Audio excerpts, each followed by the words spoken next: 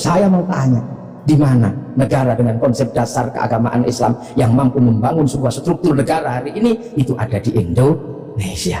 Maka jangan kau sebut negeri ini negeri tauhid. Assalamualaikum warahmatullahi wabarakatuh. Bismillahirrahmanirrahim. Bismillah, alhamdulillah, wassalatu wassalamu ala rasulillah Sayyidina Muhammad ibn Abdillah wa ala alihi wa ashabihi wa azwajihi wa dhurriyyatihi wa ahli baitihi wa man tabi'ahum bi ihsan ila yaumil qiyamah. Bapak Presiden yang saya hormati, Bapak Wakil Presiden, jajaran Menteri Kabinet Kerja yang saya hormati, Bapak Menteri Agama, Bapak Panglima, dan seluruh jajaran pemerintah Republik Indonesia, tamu undangan, para alim, para ulama yang berbahagia. Alhamdulillah, kita ini diberi kesempatan oleh Allah untuk bersama-sama berkumpul memperingati kelahiran Nabi kita, Nabi besar Muhammad Sallallahu Alaihi Wasallam, sebagai sebuah upaya untuk mengingat bahwa alhamdulillah kita ini menjadi manusia yang bisa menemukan seorang nabi. Ada nabi yang orang-orang tidak bisa menemukannya. Nah, kita ini di negeri yang sangat jauh masih menemukan seorang nabi. Afrika tidak lebih jauh dari Arab, Eropa tidak lebih jauh dari Arab, tapi kita sejauh ini alhamdulillah masih kebagian agama Allah Subhanahu wa ta'ala. Indonesia ini sudah tempat yang sangat jauh. Naik pesawat ke Makkah ini sudah 9 jam. Nah, kita masih kebagian. Maka kita bersyukur kita masih kebagian, walaupun bagiannya ada yang tidak terlalu banyak. Al-Quran 30 juz, sampai di sini ada yang cuman kebagian Yasin, alhamdulillah. Ada yang cuman kebagian Qulhu, alhamdulillah. Ada yang cuman kebagian Bismillahirrahmanirrahim, alhamdulillah. Kita syukuri. Sholat demikian banyak diajarkan Rasulullah, alhamdulillah kita masih kebagian. Walaupun ada yang cuman kebagian setahun sekali hari raya, walaupun ada yang cuman kebagian seminggu sekali Jumatan, bahkan ada yang senangnya baru maghrib tok, alhamdulillah. Hadis demikian banyak, alhamdulillah kita masih kebagian. Walaupun hanya ada yang kebagian satu, dan yang satu kebagian kullu bid'atin dhalalah wa kullu dhalalatin finnar, yang satu kebagian innamal a'malu bin niat, alhamdulillah.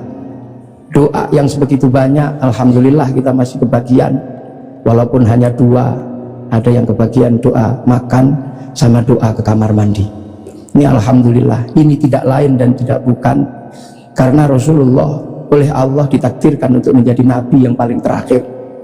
Dan nabi yang paling terakhir ini adalah nabi yang punya jangkauan ketika manusia sudah tersebar di seluruh alam. Nabi Adam menjadi nabi mengurus satu keluarga, itu saja ribetnya sudah luar biasa antara Habil sama Qabil. Nabi Nuh menjadi nabi, jangkauannya satu kaum, itu saja ribetnya udah luar biasa. Nabi Ibrahim satu bangsa, itu aja ribetnya sudah luar biasa. Makanya dibekali oleh Allah mukjizat-mukjizat yang luar biasa. Nabi Musa, nabi yang ngurus satu negara Mesir, itu saja Allah membekali Nabi Musa dengan bekal-bekal yang luar biasa. Punya tangan masuk saku, keluar jadi listrik. Punya tongkat dilemparkan bisa jadi naga. Punya tongkat dipukulkan ke laut menjadi jalan tol. Makanya kalau Pak Jokowi menemukan tongkat itu, kayaknya tidak terlalu sulit untuk membangun jalan tol di Indonesia.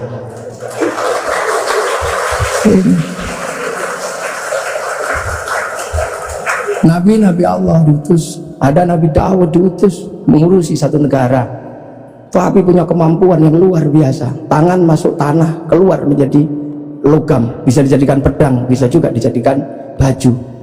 Nabi Sulaiman jangkauannya satu negara, kelebihannya luar biasa. Nabi Sulaiman mampu membangun sebuah kota besar menggunakan tenaga jin, bisa berbicara dengan semut, bisa berbicara dengan burung, bahkan angin pun bisa diajak berbicara. Nabi Isa alaihissalam jangkauannya satu negara, satu bangsa sekitar Romawi, akan tetapi kemampuannya luar biasa. Manusia yang buta dipegang matanya bisa melek kembali, orang mati bahkan bisa dibangunkan. Wih, itu bangun. Nah, Nabi Muhammad adalah Nabi akhir zaman yang jangkauannya bukan lagi jangkauan negara, bukan lagi jangkauan satu bangsa, tapi Nabi Muhammad punya jangkauan menjadi Nabi untuk menjadi rahmatan lil alamin. Ini perbedaan Nabi-Nabi dengan Nabi Muhammad. Nabi Muhammad menjadi Nabi ketika manusia sudah menjadi bangsa-bangsa, menjadi suku-suku, dan itu harus dijangkau semuanya. Makanya dari situlah Nabi Muhammad dilahirkan di kota Makkah. Kenapa tidak lahir di Bogor? Kenapa juga tidak lahir di Cina, tapi lahir di Makkah? Karena Makkah adalah guidance, Makkah adalah awal di mana manusia mengenal Allah Subhanahu wa Ta'ala. Karena di Makkah ada monumen paling tua di muka bumi yang Allah sebut sebagai inna awwala baiti wudi'a lin-nasi lalladzi bi Bakkah mubarakah wa hudan lil alamin. Di situ dibangun bangunan tua, bangunan tertua. Bahkan ada yang mengkaji itu sesungguhnya adalah petilasan pertama ketika Nabi Adam turun ke muka bumi, memberikan tanda di situ agar manusia punya guidance kalau harus kembali kepada Allah. Dan di Makkah pula terjadinya pertukaran antara laki-laki dan perempuan dalam wilayah yang paling tersembunyi antara Nabi Adam dan Siti Hawa. Pertemuan itu diabadikan oleh Allah dengan sebuah tugu yang sangat dikenal dengan nama Jabal Rahmah. Dan dari situ kemudian manusia menjadi beranak pinak, manusia menjadi bangsa, menjadi suku yang tetap di Arab. Kita bisa lihat dengan wajah yang tetap cantik dan tetap ganteng. Yang pindah ke Eropa berubah menjadi tinggi besar dengan rambut merah. Yang ke Cina berubah menjadi sipit dengan pipi yang agak tembem kayak bakpao. Kemudian yang pindah ke Afrika berubah menjadi hitam kosong yang bisa kita lihat hitam kulitnya. Nah, yang ke Indonesia berubah jadi seperti kita, kecil-kecil, pesek-pesek, seperti inilah. Nah, ini semua akan dijangkau dalam konsep rahmatan lil alamin. Nah, manusia ketika berpindah-pindah, guidance itu hilang. Maka Allah kemudian mengutus seorang nabi untuk mencari guidance itu. Diutuslah Nabi Ibrahim alaihissalam untuk menemukan itu. Dan alhamdulillah Nabi Ibrahim ditemani oleh putranya namanya Ismail dan istrinya namanya Hajar, menemukan kembali situs di mana manusia harus kembali kepada Allah. Situs itu dibangun ulang sama Nabi Ibrahim dan berdoa, Rabbana inni askantu min dzurriyyati biwadin ghairi dzi zar'in 'inda baitikal muharram Rabbana liyuqimus sholata waj'al afidatan minan nasi tahwi ilaihim warzuqhum minas thamarati la'allahum yashkurun. Maka karena Nabi Ibrahim menemukan guidance itu, Nabi Ibrahim menjadi orang yang paling terkenal di muka bumi dengan nama yang berbeda-beda. Ada yang menyebut Ibrahim, ada yang menyebut Abraham, bahkan ada yang menyebut sebagai Brahma. Walaupun ini butuh penelitian yang sangat luar biasa mendalam. Kenapa? Karena Nabi Ibrahim ini punya simbol yang kemudian diduplikasi oleh seluruh manusia di muka bumi. Di India ada simbol yang mirip dengan simbol yang ditinggalkan oleh Nabi Ibrahim. Ini butuh kajian mendalam dan ini mesti saya sampaikan dalam sebuah forum kenegaraan seperti ini. Karena ini akan mengurai benang kusut antara manusia di muka bumi dengan lahirnya Rasulullah Muhammad Shallallahu Alaihi Wasallam. Umat Islam mengenal Ka'bah, sebuah batu dengan tengah yang tidak ada isinya apa-apa, kosong. Di India ada bangunan yang sama, batu dengan isi yang tidak ada isinya di tengah, namanya stupa. Di Islam ada namanya Jabal Rahmah, sebuah tugu batu. Kemudian di India dikenal ada yang namanya Linggayoni. Ada air yang namanya Zam-Zam. Kemudian ada air yang bernama Gangga Yamuna. Ada perjalanan suci dengan kain selempang. Di sini ada berwarna putih, di sana ada berwarna kuning. Selesai perjalanan suci, ada urusan yang sama terkait dengan urusan rambut. Yang di sini tahallul, yang di sana digundul. Selesai perjalanan suci itu semuanya ada darah, yang di sini ada kurban, yang di sana ada gadri.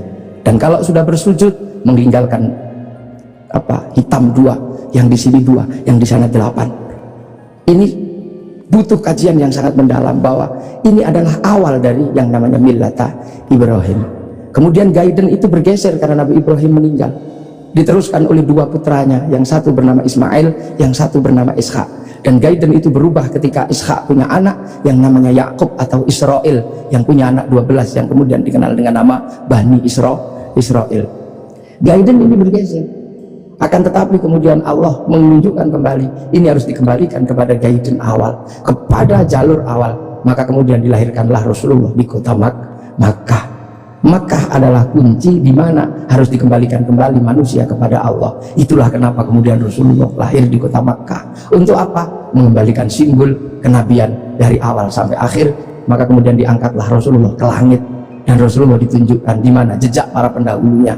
Maka kemudian ketika ketemu Nabi Ibrahim, Rasulullah bertanya, kalau orang Jawa bilangnya mbah gitu, Pak Presidennya, kayak atau gitu, aku ini sebagai Nabi terakhir, tapi umat-umat Nabi yang sebelum aku bertanya, apa hakmu ketika kau mengatakan penerus Nabi Ibrahim? Kamu tahu di mana peletakan Nabi Ibrahim waktu membangun kembali Ka'bah? Ya udah, kamu jawab di situ. Kamu tandai, nanti kalau kamu turun, kamu tandai itulah tempatku, namanya Jabal Rahmah. Nah, kalau pertanyaannya tentang Mbah Mail, kakek Ismail di sebelah mana? Kakekmu Ismail di sebelah situ, kamu kasih tanda. Itulah yang disebut Hijr Ismail. Nah, kalau nenekku Hajar di sebelah mana? Nenekmu Hajar cari airnya di sebelah situ. Itu yang satu namanya Sofa, yang satu Marwah. Lah, penjenengan melempari setan itu di sebelah mana? Sebelah situ. Nanti kamu kalau turun, kamu kasih tanda biar tidak dilupakan manusia. Itu itu Jamarat Ula, yang itu Wusfa, dan yang itu Aqobah. Nah, sekarang kalau gitu yang dulu punya Ka'bah ini siapa? Itu kakekmu Adam. Mumpung orangnya masih di situ, kamu tanyalah, Mbah, Ka'bah itu apa? Ka'bah itu dulu aku khawatir, aku turun ke sini takut kehilangan jejakku. Aku kasih tanda dan disebut inna awwala baitin wudi'a lin-nasi lalladzi bi Bakkata mubarakah. Nah, kalau Jabal Rahmah itu apa? Kayak kalau bahasa kita, waduh, kalau itu situ I love you ku sama nenekmu Hawa, I love you ku di situ katanya. Oh ya, kalau kamu nanti turun jangan kamu lupakan, kembalikan seluruh jejak kenabian. Rasul adalah khatamul anbiya wal mursalin, dan jejak kenabian yang mengarahkan kepada Allah ada di Makkah, dengan situs tertuanya adalah Ka'bah. Pemahaman tentang Rasulullah lahir di Mekah ini juga akhirnya menjadi kunci. Kunci apa? Kunci bagi kita semua, bahwa kita bukan orang Makkah, kita orang Indonesia. Rasul di Makkah, Rasul ini lahir di Arab. Maka kemudian pelajaran Islam pertama didedikasikan untuk mengajari orang Arab agar kembali kepada Allah. Dan Rasul tidak pernah kemana-mana.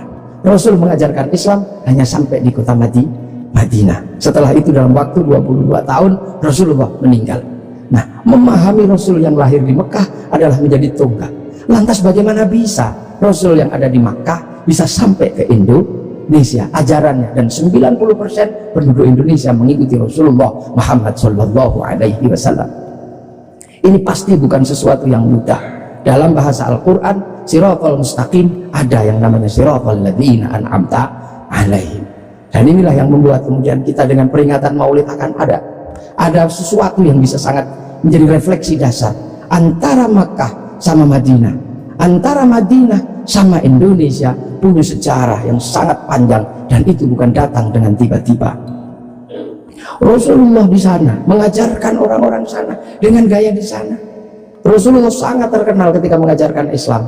Rasul bukanlah orang yang keras, Rasul juga bukan orang yang membabi buta. Rasul dijelaskan, anitum harisun alaikum bil mu'minina raufur rahim. Rasul begitu berharap bagaimana umat ini kembali kepada Allah. Maka Rasul punya sistem pembelajaran kepada umatnya dengan cara yang berbeda-beda, dengan cara yang sederhana. Ada yang pintar kelasnya Sayyidina Ali, diajarkan dengan cara standar orang pintar. Ya Ali, kamu sholat Ali. Iya ya Rasul. Yang khusyuk, ya nanti kalau kamu khusyuk, kamu akan saya kasih serbanku yang hijau atau yang merah, terserah kamu pilih yang mana. Sayyidina Ali sholat, selesai sholat langsung menyatakan yang hijau ya Rasulullah. Pasti kamu gak khusyuk karena kamu menginginkan yang hijau. Ulangi lagi, dan begitu seterusnya sampai akhirnya Sayyidina Ali ketika sholat dipanah kakinya tidak kerasa. Setelah itu Rasulullah mengimami sholat orang-orang dengan kelas-kelas kayak Sayyidina Ali. Tapi bagi kelas yang kedua menjadi masalah. Kelas pertama ketika Rasulullah sholat, di belakangnya langsung sama-sama mengikuti Rasulullah zahiran wa batinan, dengan badan dan dengan hati. Tapi yang belakang bermasalah karena mereka punya kebiasaan ratusan tahun bahkan ribuan tahun menyembah berhala. Ada wujudnya dan ada namanya serta bentuknya beda-beda. Maka Rasul ditanya, bagaimana ya Rasul yang belakang tidak bisa? Maka Rasul minta sama Allah, ya Allah yang depan bisa, yang belakang tidak bisa. Ya sudah, akhirnya diajari sama Allah. Allah cukup mengajarkan ubudullaha ka'annaka tarahu fa illam takun tarahu fa innahu yaraka. Beribadahlah engkau kepada Allah seolah-olah engkau lihat Allah, tapi kalau kau nggak lihat Allah, yakin Allah lihat engkau. Maka kemudian para sahabat yang di belakang yang tidak sekelas Sayyidina Ali ketika sholat cuma Allahu Akbar, matanya tidak boleh terpejam. Karena apa? Harus mencari Allah. Ka'annaka tarahu, seperti engkau melihat Allah, maka dilihat kemana. Akhirnya tidak terlalu susah yang di belakang itu.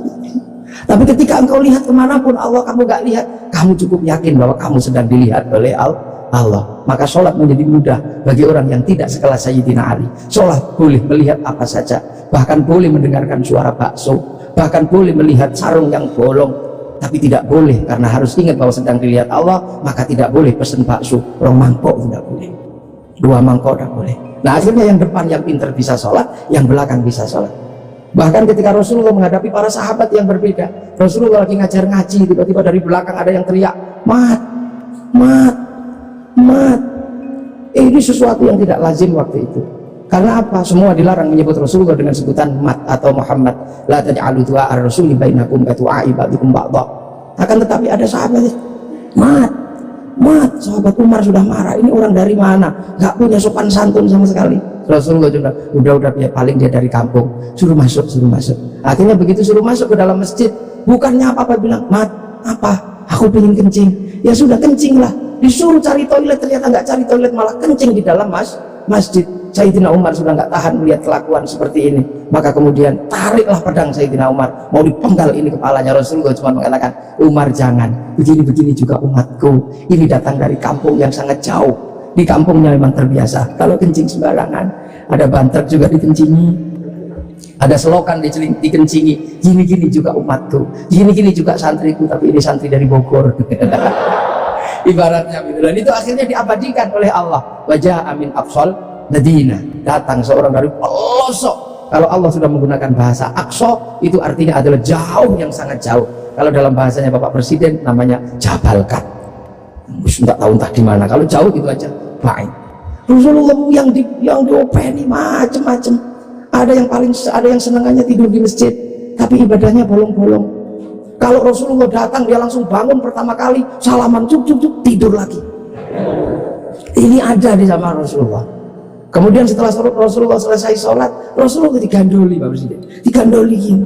Kemudian bertanya, ya Rasul, apa? Kapan kiamat itu?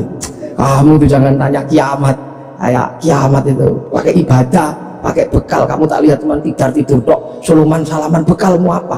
Bekalku bukan itu ya Rasul. Kenapa? Cinta sama engkau ya Rasul. Cinta tok, gak jalan? Enggak ya Rasul. Cinta kan tidak harus memiliki ya Rasul.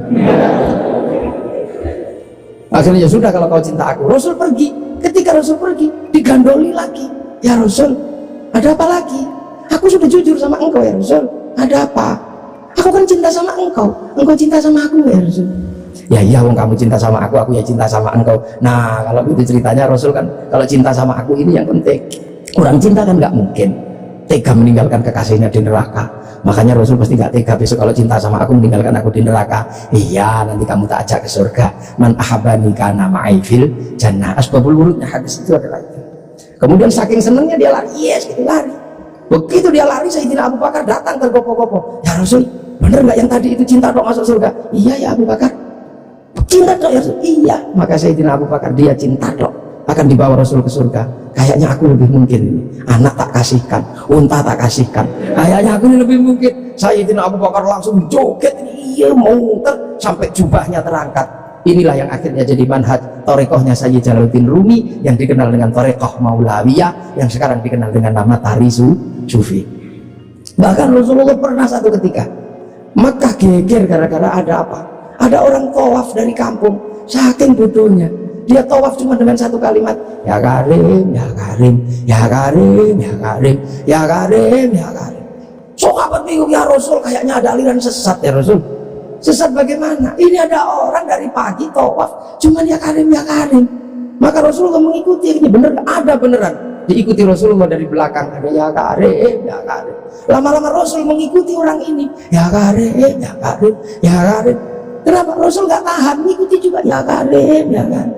Orang ini marah, siapa di belakangku yang berani menirukan aku? Awas tak banting orang ini nanti. Aku pukul, ternyata apa, orang ini gak tahan, akhirnya balik ke belakang, Rasul dipegang, dipiting begini. Kamu ya yang menirukan aku, ya Karim ya, awas kamu, tak adukan sama nabiku, tak adukan sama kekasihku kamu. Rasul merasa Nabi bertanya, Mas atau Bang, terus nabimu siapa? Nabiku Muhammad. Muhammad siapa? Muhammad ibn Abdillah. Kamu pernah ketemu? Belum, nanti kamu tak banting di sana. Begitu dia bilang, dia menyatakan bahwa dia adalah apa, umat Rasulullah. Rasulullah semangat, ya Allah, tak kira umat siapa, ternyata ini umatku juga. Rasul sedih dan terharu, Rasul menangis, sedih Rasul, ya Allah, ada umat yang begitu cinta tapi nggak pernah ketemu sama aku. Maka begitu lihat Rasul menangis, orang ini semakin bersemangat. Nah, itu aja nangis. Tadi nirukan ya Karim ya Karim. Akhirnya apa, ya Allah, Rasul menangis, aras berguncang. Kemudian malaikat Jibril turun, ya Muhammad, kenapa engkau menang? Dibanting orang ini kamu. Enggak ya Jibril, jangan salah paham. Orang ini tadi tawaf ya Karim menggemparkan masyarakat,ku. Aku ikuti, ternyata benar ada dan aku nggak kuat, aku tirukan. Dia marah dan inilah kejadiannya. Aku dibanting sama dia. Dan aku mau dibilang sama nabinya, sama kekasihnya. Nah aku tanya, nabimu siapa? Muhammad. Muhammad kan aku sendiri, Bril. Berarti ini umatku. Aku terharu, sakit, Bril. Sakitnya tuh di sini. Ibaratnya orang ini. Ya sudah, kamu ngaku saja kalau engkau Rasul Muhammad. Akhirnya, Mas, udah pernah ketemu Rasul? Belum, nanti kamu tak banting di sana. Mas, Muhammad itu aku, Rasul itu aku. Hah? Engkau Muhammad Rasul? Nangis orang ini. Nabi dipeluk sambil menangis. Ya Rasul, aku belum pernah ketemu sama engkau ya Rasul, tapi aku iman sama engkau, dan di kampungku yang paling pintar cuma aku ya Rasul. Kita makan doanya ya Karim, kita apa doanya ya Karim ya Rasul. Tolong ya Rasul, karena ini kami bodoh dari kampung, kami nggak ngerti apa-apa. Tolong ajaklah aku ke surgamu kalau engkau masuk surga ya Rasul. Iya, nanti kamu baru sama-sama nangis. Saking senengnya orang ini lantas berjoget, iya gitu. Saking senengnya mau diajak Rasul ke surga. Malaikat Jibril dibilang sama Allah. Jibril bilang itu, walaupun orang itu nanti diajak Muhammad masuk surga, katakan padanya, dosanya tetap kuhitung. Malaikat Jibril menyampaikan ke Rasulullah. Rasulullah menyampaikan, ya Mas, Allah barusan berfirman lewat Jibril, walaupun engkau nanti kuajak masuk surga, tapi dosamu tetap dihitung sama Allah. Orang ini kaget juga enggak ada perubahan apa-apa, cuma melotot aja. Apa ya Rasul? Dosaku mau dihitung sama Allah. Suruh hitung, nggak takut aku. Suruh hitung aja kalau dosaku mau dihitung sama Allah. Nggak takut aku. Tapi hati-hati, kalau dosaku sampai dihitung sama Allah, Allah tak ajak hitung-hitungan sama aku. Loh, kok Allah kamu aja hitung-hitungan bagaimana? Akan kuhitung seberapa besar dosaku, akan kuhitung dengan seberapa besar pengampunan Allah. Kalau Allah maha pengampun, nggak mungkin dosa gini aja kok dihitung. Kalau dosa gini aja dihitung, nggak usah pakai gelar maha pengampun. Maha pengampun, oh, gini aja dihitung. Jadi zaman Rasul. Ini lu potret Rasulullah. Maka Rasulullah mampu menjadi rahmat bagi semuanya, sehingga kemudian pelajaran Rasulullah yang tidak masuk akal waktu itu bisa diterima oleh sebuah kalangan yang sangat jauh dari peradaban. Maka kemudian Islam yang sulit diterima oleh orang di Arab waktu itu bisa diterima. Sulit bagi orang Arab menerima Islam. Orang Arab Tuhan ada patungnya, Islam mengajarkan Tuhan tidak ada patungnya. Di sana diajarkan banyak Tuhan, ini diajarkan Tuhan satu. Di sana tidak ada air, Islam mengajarkan toharo pakai air. Susah, diminum aja susah, pakai disuruh mandi. Padahal di sana orang mandi berbeda dengan kita. Kita jinabatnya sebulan sekali, sana bisa semalam 8 kali. Susah air disuruh pakai toharo pakai air. Sudah panas disuruh puasa, makanan susah disuruh zakat. Sudah gitu tawafilah yang paling sulit bagi orang Arab waktu itu. Orang Arab waktu itu sangat susah karena melihat perempuan itu begitu sesuatu yang sangat luar biasa. Lihat kaki sudah syahwat. Tapi waktu itu Islam mengajarkan bagaimana ketika tawaf muka dibuka. Betapa syahwatnya sangat tinggi ketika muka dibuka. Dan pada saat yang sama seorang laki-laki tidak diperbolehkan menggunakan kain berjahit. Sehingga kalau mau berbuat jahil tinggal wes gitu. Itulah ujian terberat waktu itu. Dan itu susah dipahami oleh orang Arab. Makanya memahami Rasulullah itu tidak mudah. Makanya tidak mudah. Bagaimana seorang panglima perang kayak Sayyidina Umar bisa patuh sama orang yang tidak pernah berkelahi. Bagaimana Sayyidina Abu Bakar seorang konglomerat mau menuntun unta Rasulullah. Bagaimana seorang gadis 10 tahun bergembira ria dinikah sama orang 50 tahun. Ceritanya bisa kita tahu, tapi suasana psikologisnya tidak pernah bisa kita tangkap. Nah inilah maka Islam berkembang. Kemudian Islam bergeser, orang-orang tahu oh ini bagus, geser kemana? Geser ke Persia. Pertama dari Madinah geser ke Persia. Di Persia penyembah api, Karena orang Persia nyembah api kemudian ikut Islam, Raja Rustum besanan sama Sayyidina Ali, lahir Sayyid Ali Zainal Abidin. Masuk Islam karena orang Majusi sebelumnya menyembah api dan masuk Islam. Nah, orang Majusi kalau menyembah api ditaruh di bangunan tinggi namanya Manaro. Apinya ditaruh di atas Manaro. Maka begitu orang Persia masuk Islam, apinya dihilangkan, Manaronya ditaruh di depan masjid. Seluruh dunia Islam melihat Manaro kok bagus di depan masjid, maka kemudian semua berlomba-lomba bikin Manaro sampai Jakarta bernama Menara. Tiangnya adalah tinggalan orang Majusi. Lah kemudian di situ terjadi peristiwa yang luar biasa. Setelah itu, sebelum sampai ke sini terjadi peristiwa luar biasa. Pada tanggal 10 Asyura, seluruh cucu-cucu Rasulullah terbunuh oleh Yazid bin Muawiyah. Maka bulan Asyura adalah bulan duka kaum muslimin dunia. Makanya orang Indonesia terutama di kampungnya Bapak Presiden menyebut bulan Asyura dengan sebutan bulan Syuro. Ekornya saja yang diambil, karena orang Jawa itu sukanya ngambil ekornya aja. Muhammad diambil mat, Asyura diambil Syuro. Makanya di bulan Asyura orang berduka karena terbunuhnya cucu Rasulullah. Maka di Jawa ada tradisi tidak mantu, tidak nikahkan anak, itu karena bulan duka. Di Jogja ada yang namanya keliling beteng, maksudnya di bulan Syuro jangan terlalu banyak mulut, jaga mulut. Nah di Solo mengikuti kebo Kiai Slamet, kalau kebunnya keluar taiknya diusapkan ke seluruh tubuh. Ini bulan duka, jangan bersolek. Dan biasanya bulan Asyura di Indonesia diikuti dengan santunan anak yatim. Nah inilah, dan dari situ terus bergerak. Makanya monumen-monumen itu lahir Sayyid Ali Zainal Abidin. Nah Sayyid Ali Zainal Abidin kemudian bergeser, punya anak Sayyid Muhammad Baqir, menjauh punya anak Sayyid Ja'far Shadiq, menjauh diteruskan sama Sayyid Ali Ulaiti, menjauh diteruskan sama namanya Sayyid Muhammad, diteruskan Sayyid Ubaidillah, teruskan Sayyid Isa Naqib, diteruskan sama Sayyid Ahmad Al-Muhajir, teruskan Sayyid Alwi, teruskan Sayyid Muhammad, teruskan Sayyid Alwi, diteruskan namanya Sayyid Ali Khalid Qasam, teruskan putranya namanya Sayyid Ahmad Sohib Mirbat, teruskan namanya Sayyid Alawi Amil Faqih, punya anak Sayyid Abdul Malik sampai Mongolia, punya anak Sayyid Ahmad Jalaluddin sampai Campa, punya anak Sayyid Muhammad sampai Pasir, dan punya anak Sayyid Jamaluddin Al-Husaini Al-Kabir sampai tanah Nusantara di pedalaman, yang kemudian karena turunnya di Jawa, Sayyid Jamaluddin Al-Husaini Al-Kabir, orang Jawa punya Hono Coroko, maka kemudian di Jawa dikenal dengan nama Syekh Jumadil Kubro. Dan disitulah kemudian Islam ketemu dengan kebudayaan peradaban Nusantara. Nah inilah tonggak Makkah ini yang akhirnya menjadi penjelasan, oh ternyata Makkah sini geser di sini. Dan kemudian kita diingatkan bahwa Syekh Jumadil Kubro punya anak namanya Said Ibrahim pindah Palang Tuban sana, punya anak namanya Raden Rohmat Sunan Ampel. Nah ini yang kemudian bangun peradaban baru di Nusantara. Syekh Jumadil Kubro punya murid namanya Samsudin pindah Jawa Barat, dikenal dengan nama Syekh Kuro, punya murid namanya Datuk Kahfi pindah Cirebon, punya murid namanya Syarif Hidayatullah Sunan Gunung Jati. Nah inilah baru kita kemudian menemukan titik sini. Nah pertanyaan-pertanyaan besarnya inilah yang akhirnya kemudian menjadi penjelasan. Lantas bagaimana kita mengikuti Rasulullah di tempat yang jauh ini? Rasulullah memberikan garis namanya ahli sunnah wal jamaah, bahwa Rasulullah yang diajar pertama wal jamaahnya bernama sahabat, wal jamaahnya sahabat generasi kedua namanya tabi'in, tabi'in punya generasi berikutnya namanya tabi'ut tabi'in, dan kita ini adalah generasinya para ulama yang cara pembelajarannya sangat berbeda. Di Arab sana Rasulullah mengajarkan bagaimana makan dengan 3 jari, masih bisa dijalankan sampai hari ini karena di sana masih kurma sama roti. Begitu sampai di Nusantara sudah tidak kurma dan tidak roti, tapi sudah soto, maka makan dengan 3 jari sudah bukan sesuatu yang mudah. Di sana kurban pakai unta, di sini tidak lahir unta, tapi lahir kerbau sama sapi. Karena terlahir kerbau sama sapi, maka jangan memaksakan diri kurban pakai unta, nanti ditangkap oleh polisi karena nyuri untanya kebun raya Bogor.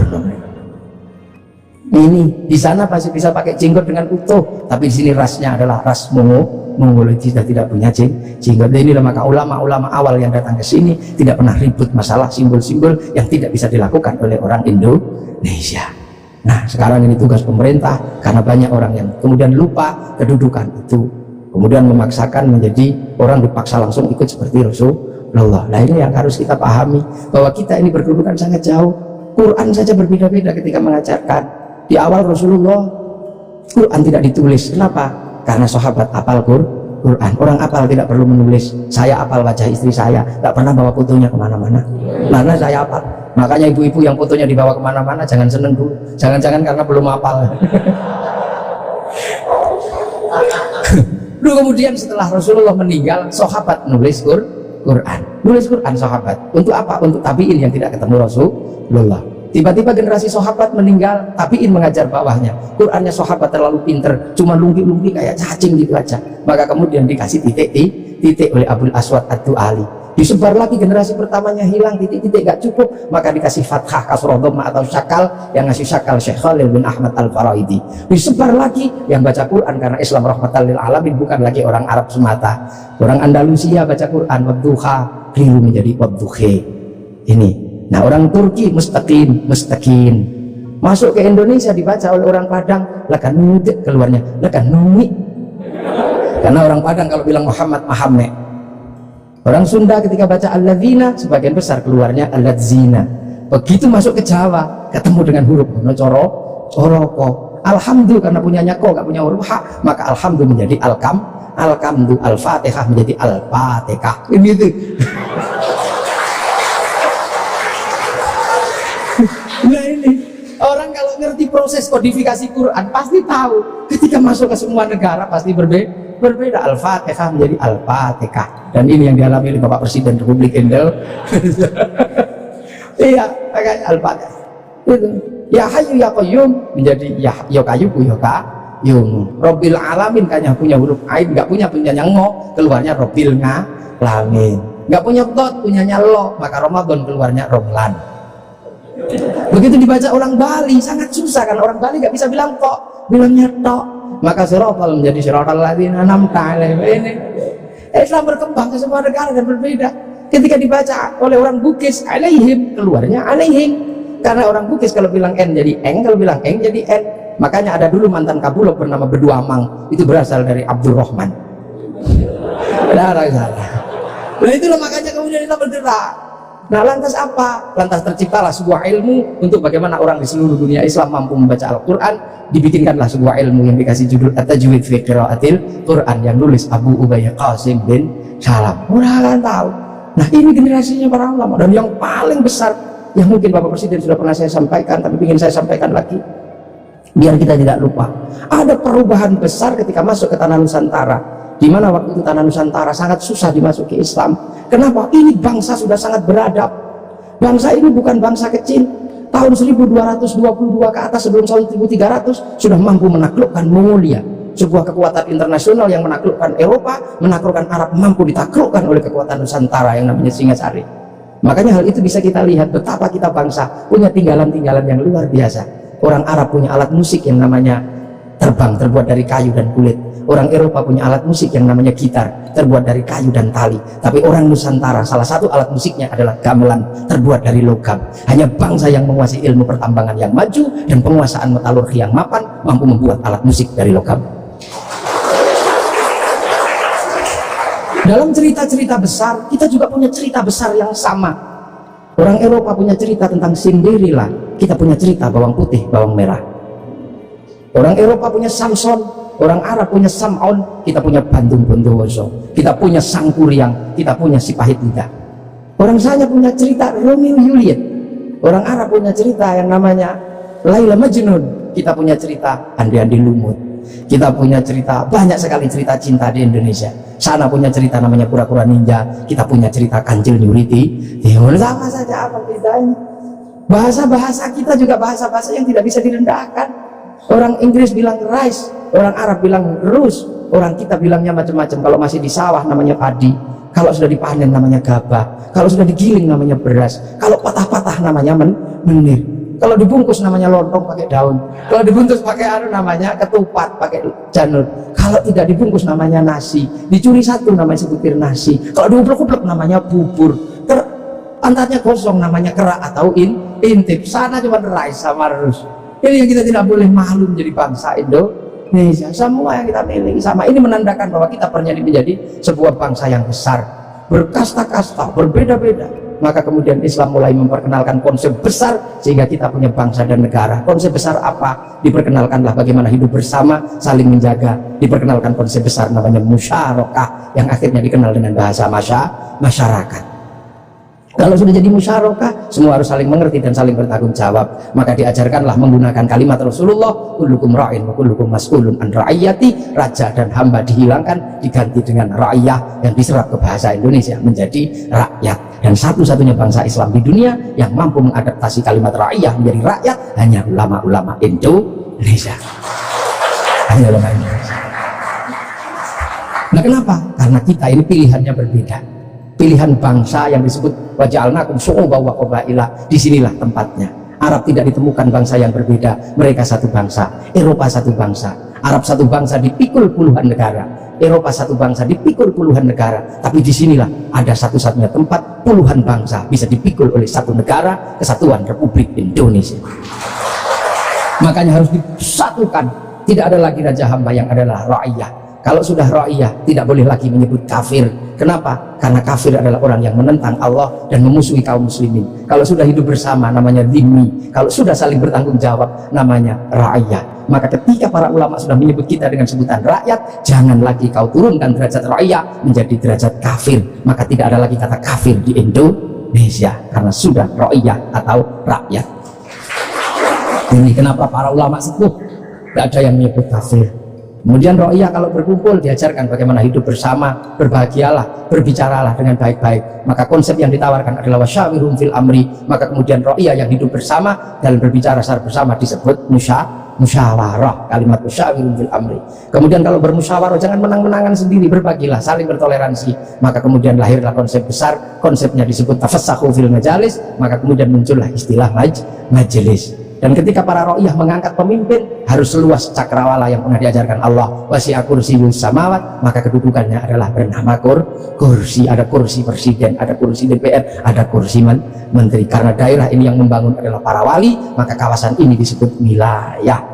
Kalau saya mau tanya, di mana negara dengan konsep dasar keagamaan Islam yang mampu membangun sebuah struktur negara hari ini, itu ada di Indonesia. Maka jangan kau sebut negeri ini negeri tauhid, karena ra'iyah, musyawarah, termasuk kursiyun, termasuk majelis, termasuk wilayah, bukan menjadi bahasa orang nongkrong, tapi ini adalah bahasa resmi negara yang tertuang dalam Undang-Undang Dasar Negara Republik Indonesia tahun 1945.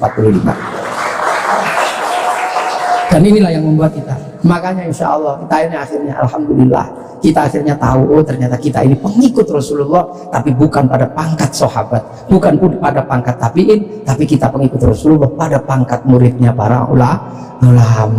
Makanya biasa saja kadang di sini kayak gini kita diajarkan bagaimana hidup bersama, karena kita wal jamaah Indonesia. Makanya Bapak Presiden waktu kecil pasti dengar orang di Jawa sana kalau sholat zuhur mestinya 11:30, Pak Pratik ya, itu bisa mundur sampai 1:30. Kenapa? Karena jamaahnya masih ada di sawah.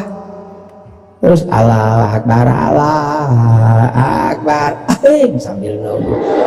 Lantas pujian Rabbana ya Rabbana, datang ada tombol hati karena capek nunggu pegel, sampai ada diuruki ajang. Itu cara di sini. Terus sholat. Nah sholat di sini Allahu Akbar, karena sinyalnya jauh, kita ini pemancar lokal, biasa sinyalnya suka hilang kan. Allah Akbar, ada bakso gitu, ting ting, sinyalnya hilang, bakso gitu. Nah ini Indonesia. Makanya karena sinyal yang hilang, habis itu para ulama mengajarkan kalau kepalamu bocor seperti itu, nggak ingat Allah, ingat apa adalah kalau habis sholat ditambal, maka habis sholat ada di zikir la ilaha illallah, la ilaha illallah. Nah sekarang ada yang protes, kenapa berzikir pakai gini-gini? Bukankah sahabat kalau zikir terdiam? Sahabat murid Rasulullah terlalu dekat dengan Rasulullah, batinnya usul kepada Allah sampai ke sana. Kalau wal jamaahnya ulama disuruh diam begini, tidur. Nah puasa juga sama. Orang Indonesia kalau puasa nggak terlalu khusyuk karena keluar rumah ada belimbing, ada jambu. Kalau di Arab keluar rumah ketemunya padang pasir, lebih khusyuk. Maka di sini lebih sering disuruh tidur gitu. Dalilnya apa? Naumusofin ibadah. Nah kalau malam pakai doktek, setelah itu halal halal. Haji juga sama, nggak bisa langsung ke sana Pak Presiden. Antrinya 25 tahun. Makanya orang sini capek nunggu. Daripada capek nempelkan gambar Masjidil Haram. Ini Pak Menteri Agama. Biar tidak terlalu capek, biar agak senang dikit, latihan dulu di alun-alun Bogor. Labbaik Allahumma hajjan. Ihramnya beneran, niatnya beneran, tapi Ka'bahnya triplek. Nah ini namanya mana sih Kak? Haji. Nah ini wal jamaahnya ini, dan ini ada di Nah, jadi akhirnya orang tahu pangkatnya dengan Maulid Rasul Mekah. Kita Indonesia ada jarak yang sangat panjang, ada jarak waktu, ada jarak ruang. Nah ini kalau kita pahami dengan bahasa yang sederhana, fa insya Allah Islam di Indonesia akan tetap menjadi Islam yang ramah, Islam yang tidak kasar, Islam yang tidak gerasa gerusu, mampu ngayomi seluruh manusia yang berbeda-beda, seperti Rasulullah yang anitum harisun alaikum bil mu'minina raufur rahim ihdinas siratal mustaqim. Assalamualaikum warahmatullahi wabarakatuh.